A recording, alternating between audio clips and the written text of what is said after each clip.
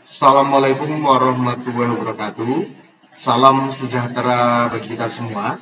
Mahasiswa Universitas Terbuka dimanapun Anda berada. Selamat bertemu kembali dalam tutorial online pendidikan kewarganegaraan. Kode mata kuliah MKDU 4111. Bersama saya Eko Puji Sumaryanto. Pada sesi kedua ini kita akan mempelajari tentang wawasan Nusantara dan geopolitik Indonesia. Pada sesi kedua ini, kompetensi yang akan kita pelajari yaitu yang pertama, mahasiswa dapat mengetahui pentingnya wawasan nasional dalam mencapai cita-cita dan tujuan nasional. Yang kedua, menjelaskan dasar pemikiran wawasan Nusantara. Yang ketiga, menguraikan unsur dasar wawasan Nusantara. Yang keempat, menganalisis konsep dan tujuan wawasan Nusantara sebagai wawasan bangsa Indonesia. Yang kelima, menganalisis dasar hukum wawasan Nusantara. Yang keenam, menjelaskan arti perwujudan Nusantara sebagai satu kesatuan politik, ekonomi, sosial, budaya, dan pertahanan keamanan. Yang ketujuh, penerapan wawasan Nusantara dalam kehidupan sehari-hari. Dan yang kedelapan, mengevaluasi dinamika historis dan urgensi wawasan Nusantara sebagai konsepsi dan pandangan kolektif kebangsaan Indonesia dalam konteks pergaulan dunia.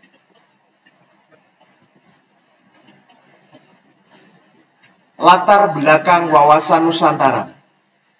Istilah wawasan berasal dari kata wawas yang berarti pandangan, tinjauan, atau penglihatan indrawi. Akar kata ini membentuk kata mawas yang berarti memandang, meninjau, atau melihat. Sedangkan wawasan berarti cara pandang, cara tinjau, atau cara melihat. Istilah Nusantara berasal dari kata nusa yang berarti pulau dan antara yang berarti diapit di antara dua hal. Dengan demikian, istilah Nusantara digunakan untuk menggambarkan kesatuan wilayah, perairan, dan gugusan pulau-pulau Indonesia yang terletak di antara Samudra Pasifik dan Samudra Indonesia, serta di antara benua Asia dan benua Australia. Dengan demikian, wawasan Nusantara merupakan cara pandang, cara melihat, cara meninjau bangsa Indonesia terhadap diri dan lingkungannya. Adapun ada beberapa pengertian wawasan Nusantara menurut beberapa ahli. Yang pertama dari Hasnan Habib.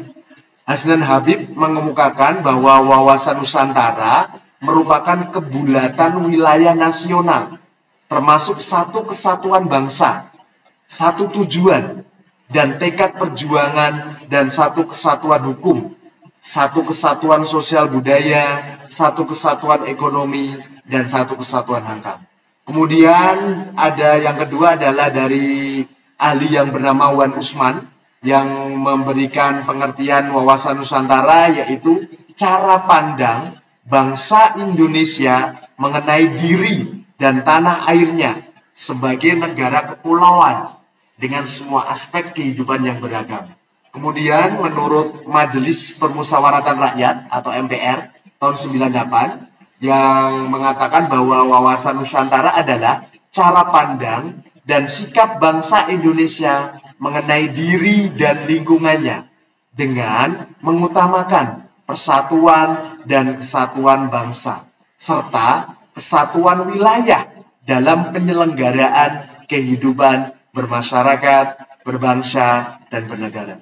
Kemudian ada yang keempat adalah pengertian dari Lembaga Ketahanan Nasional pada tahun 1999 yang mengatakan bahwa wawasan Nusantara adalah cara pandang dan sikap bangsa Indonesia mengenai diri dan lingkungannya yang serba beragam dan bernilai strategis dengan mengutamakan persatuan dan kesatuan bangsa serta kesatuan wilayah dalam penyelenggaraan kehidupan bermasyarakat, berbangsa, dan bernegara untuk mencapai tujuan nasional. Kemudian yang kelima dari GBHN, Garis Besar Haluan Negara, yang mengatakan bahwa wawasan Nusantara adalah cara pandang dan sikap bangsa Indonesia mengenai diri dan lingkungannya dengan mengutamakan persatuan dan kesatuan bangsa serta kesatuan wilayah dalam penyelenggaraan kehidupan bermasyarakat, berbangsa, dan bernegara. Pada intinya, wawasan Nusantara adalah pandangan bangsa Indonesia tentang wilayah berikut bangsa yang ada di dalamnya sebagai satu kesatuan. Esensi wawasan Nusantara adalah persatuan bangsa dan kesatuan wilayah.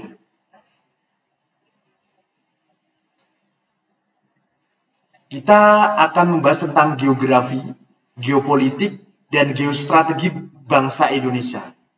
Geografi mempunyai pengertian Kepulauan Nusantara merupakan kepulauan terbesar di dunia.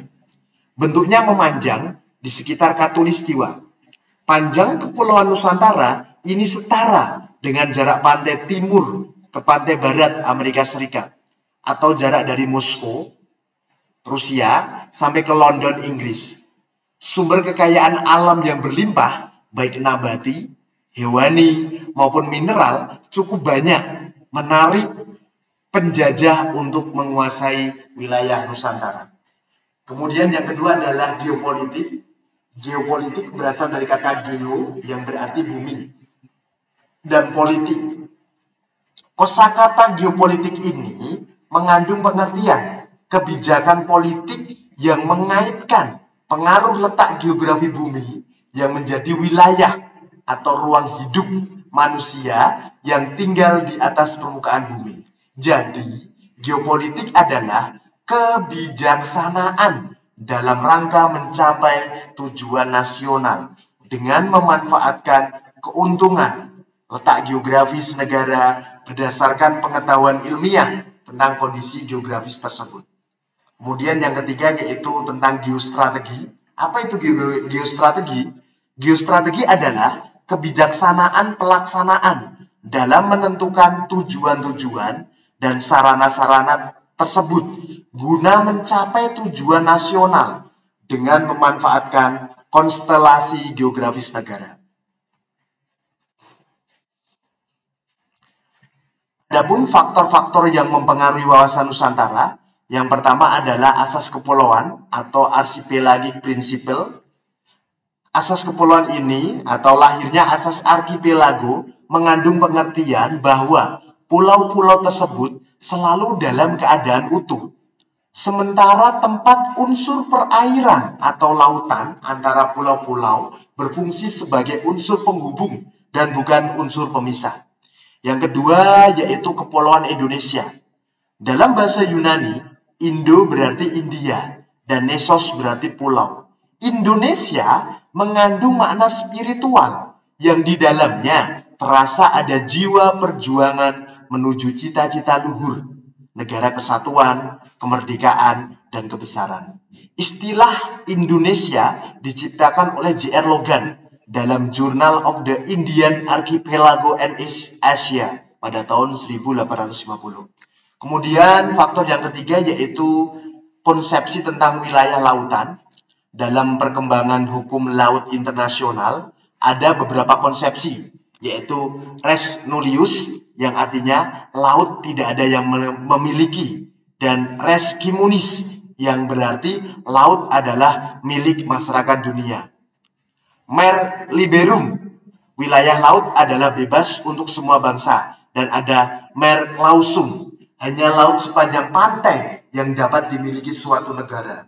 Kemudian ada Archipelagic State Principle, dasar konvensi PBB, Perserikatan Bangsa-Bangsa tentang hukum laut. Kemudian yang keempat adalah karakteristik wilayah Nusantara. Indonesia terdiri dari 17.508 pulau besar dan kecil dengan wilayah Indonesia seluruhnya yaitu 5.193.250 km persegi.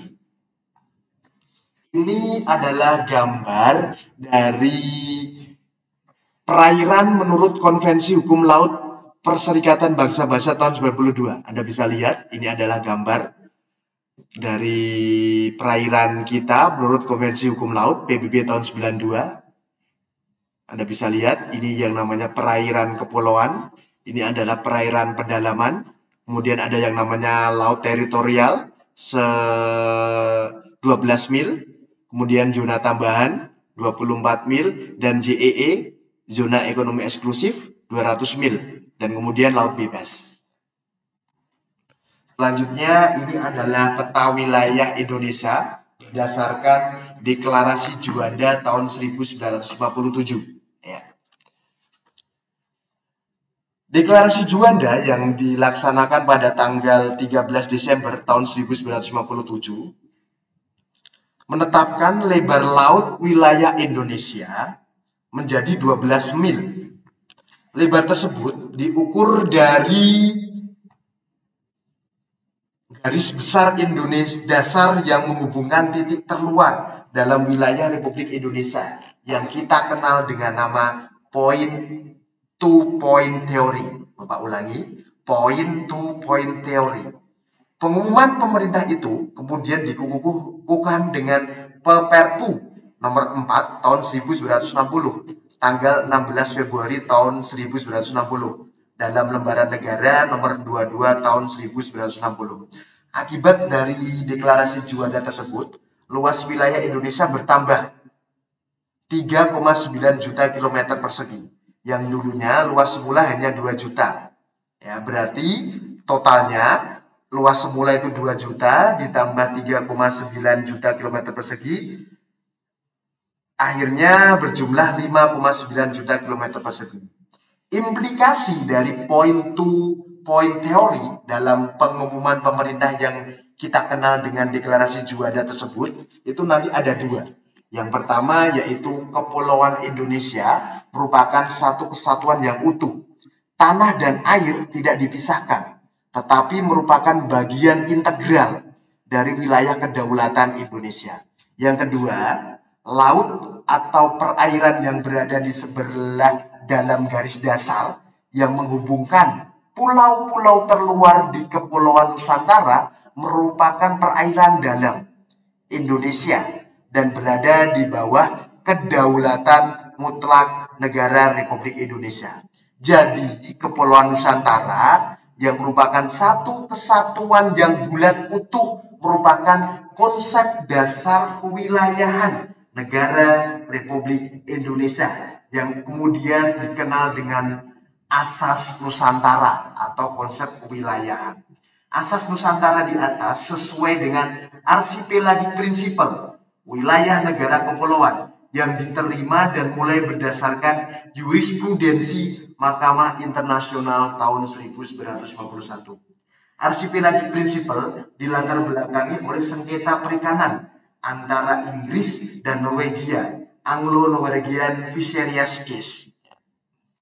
Selanjutnya ini adalah gambar peta wilayah kedaulatan dan yurisdiksi Republik Indonesia. Ya, Anda bisa lihat di BMP MKDU Pendidikan Kewarganegaraan.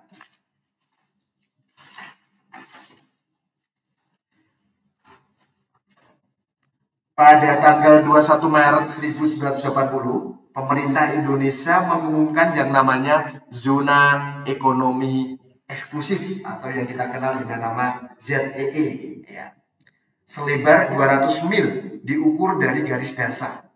Pengumuman pemerintah ini disahkan dengan Undang-Undang Republik Indonesia nomor 5 tahun 1983, tanggal 18 November 1983. Ini berarti bahwa segala sumber hayati maupun non-hayati yang terdapat di bawah permukaan laut, di dasar laut dan di bawah laut menjadi hak eksklusif negara Republik Indonesia.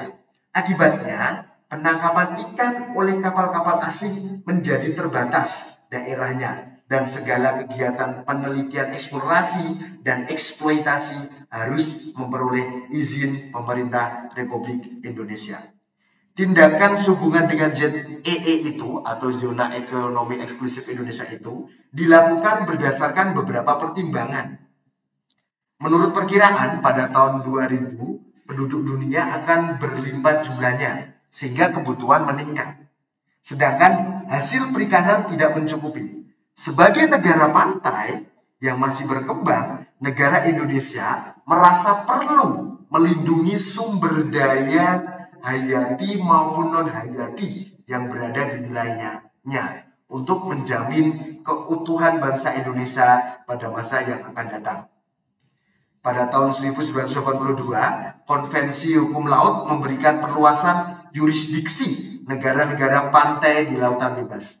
Asas zona ekonomi eksklusif diterima. Hal ini sangat menguntungkan Indonesia karena di konvensi tersebut asas Nusantara diterima sebagai asas hukum internasional.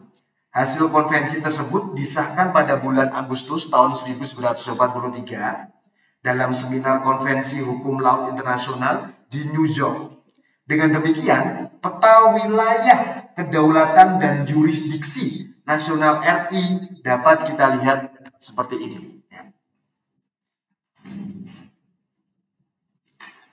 Selanjutnya, hakikat dan tujuan wawasan Nusantara. Wawasan nasional bangsa Indonesia mengandung pengertian cara pandang bangsa Indonesia tentang diri dan lingkungannya sesuai dengan ide nasionalnya, yaitu Pancasila dan Undang-Undang Dasar 1945, sebagai aspirasi suatu bangsa yang merdeka, bersatu, berdaulat, dan bermartabat di tengah lingkungan dunia. Wawasan Nusantara pada hakikatnya adalah persatuan dan kesatuan dalam kebinekaan yang merupakan perwujudan Pancasila.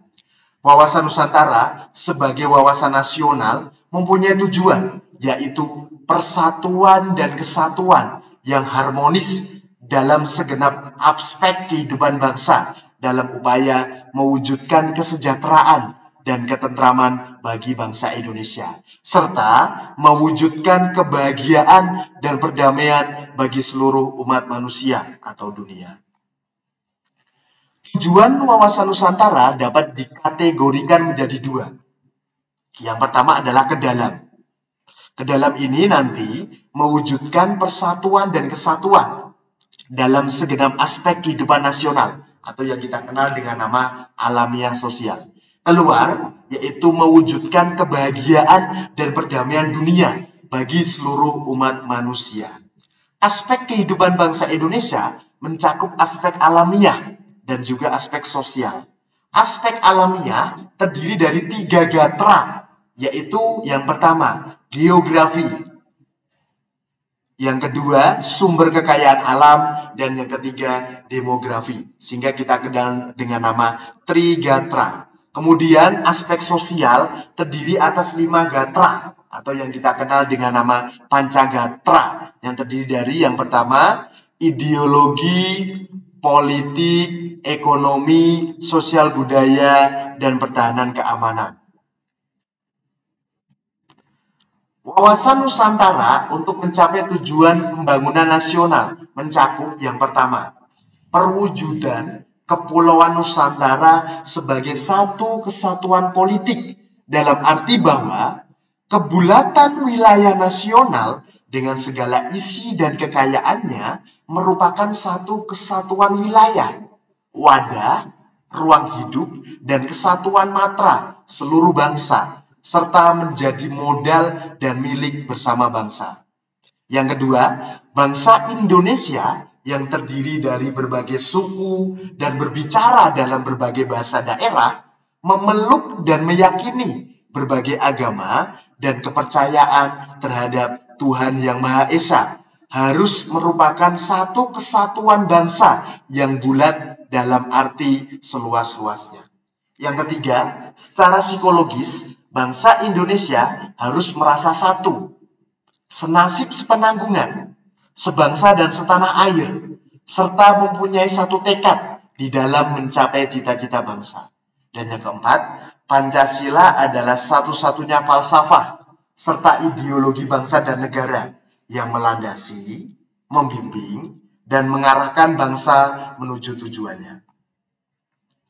Kemudian yang kelima, kehidupan politik di seluruh wilayah Nusantara merupakan satu kesatuan politik yang diselenggarakan berdasarkan Pancasila dan Undang-Undang Dasar 1945.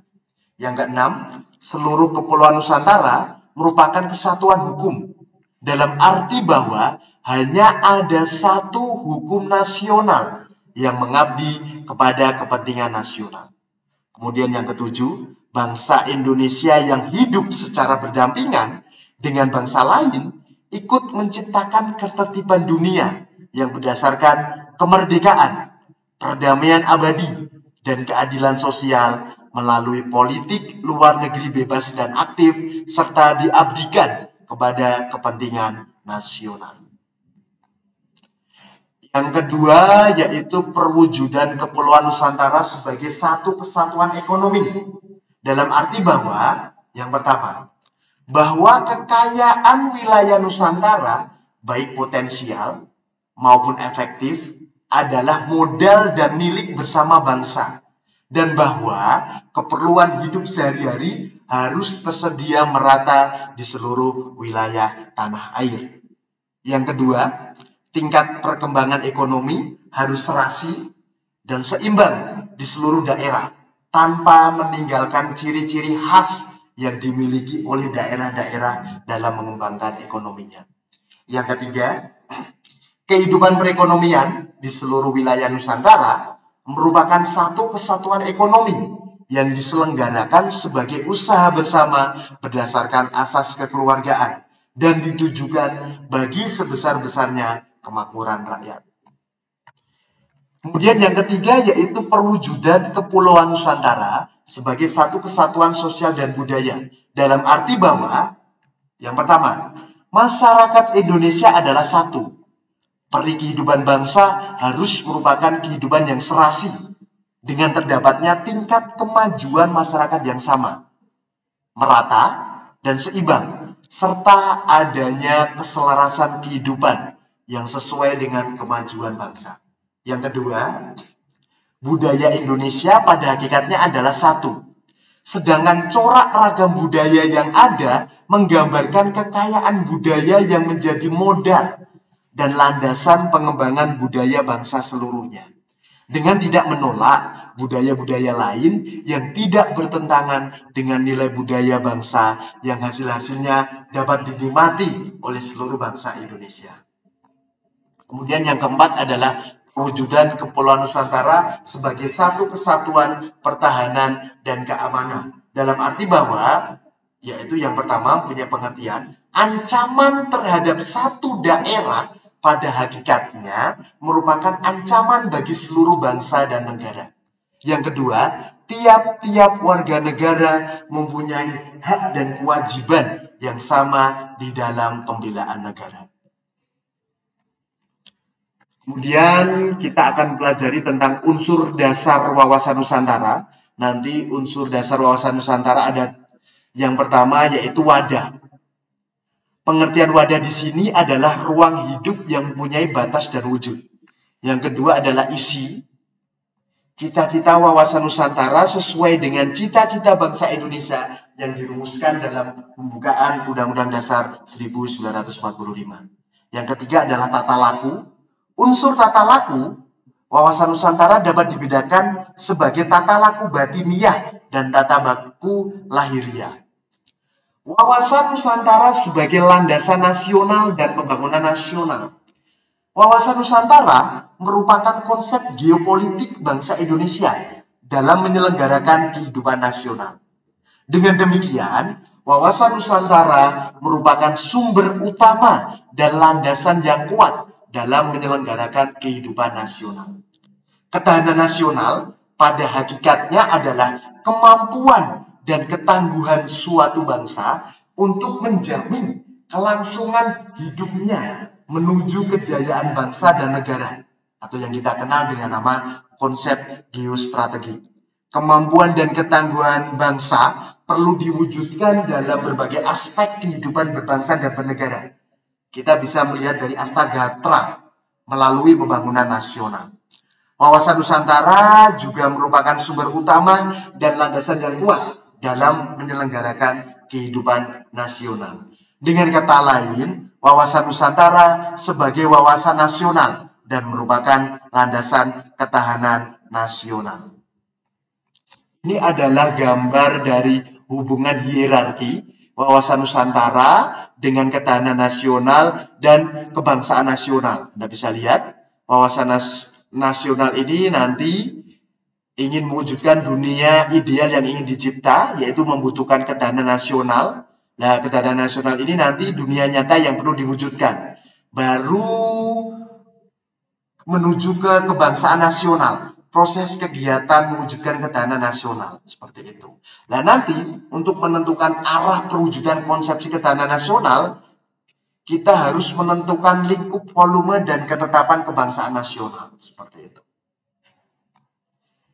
Ini adalah wajah dari wawasan Nusantara. Nanti wawasan Nusantara itu Anda bisa lihat yang pertama, wawasan nasional, terwujud dalam ketahanan nasional. Wawasan pembangunan nasional dapat diwujudkan melalui pola dasar GBHN, garis besar haluan negara, dan kebangsaan nasional dalam GBHN. Wawasan kewilayahan nanti terwujud dalam, atau bisa kita lihat dalam hukum laut PBB, Archipelagic State, dan wawasan Hankam, yaitu SIS Hankam NAS, Sistem Pertahanan Keamanan Nasional. Seperti itu.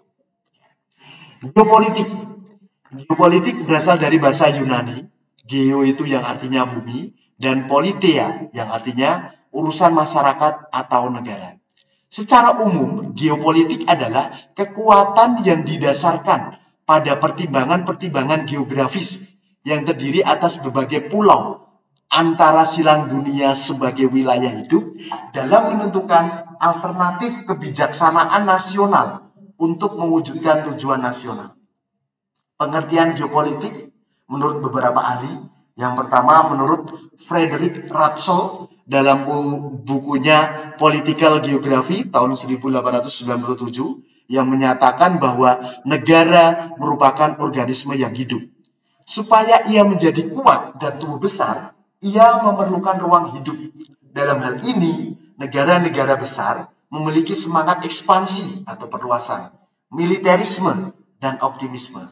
Kemudian menurut ahli yang bernama Rudolf Kielen, geopolitik merupakan sistem politik terkait dengan demopolitik, ekonopolitik, sosiopolitik, dan kratopolitik. Kemudian yang ketiga dari ahli yang bernama Karl Haushofer, ya, geopolitik merupakan landasan ilmiah bagi tindakan politik dalam perjuangan demi keberlangsungan hidup suatu organisasi negara untuk mendapatkan ruang hidupnya.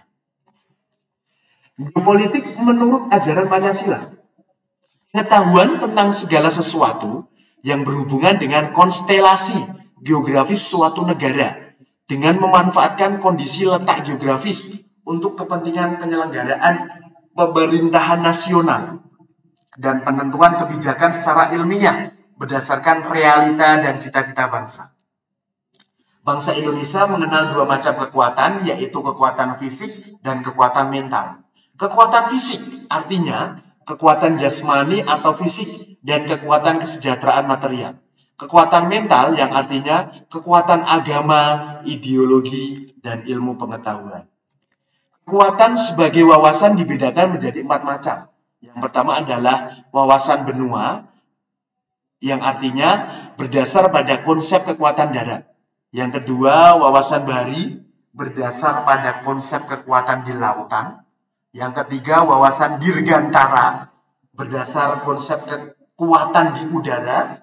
Yang keempat, wawasan kombinasi, merupakan integrasi ketiga wawasan, yaitu benua, bahari, dan dirgantara. Referensi dari materi sesi kedua ini, yaitu BMP Pendidikan Kewarganegaraan, pengarangnya Zainul Idiat Amin, Jakarta Universitas Terbuka. Kemudian yang kedua dari Ahmad Jubaidi Kailan pada tahun 2007. Bukunya berjudul Pendidikan Kewarganegaraan. Penerbitnya adalah Paradigma. Kemudian buku yang ketiga yaitu dari Paristianti Nurwadani pada tahun 2016. Judul bukunya Pendidikan Kewarganegaraan untuk Perguruan Tinggi. Penerbitnya adalah Direktorat Jenderal Pembelajaran dan Kemahasiswaan. Seperti itu. Sekian dari saya. Terima kasih atas perhatiannya. Tetap semangat, belajar yang rajin, dan semoga tutorial ini dapat bermanfaat dan menambah ilmu pengetahuan Anda. Maju bersama, hebat semua. Wassalamualaikum warahmatullahi wabarakatuh.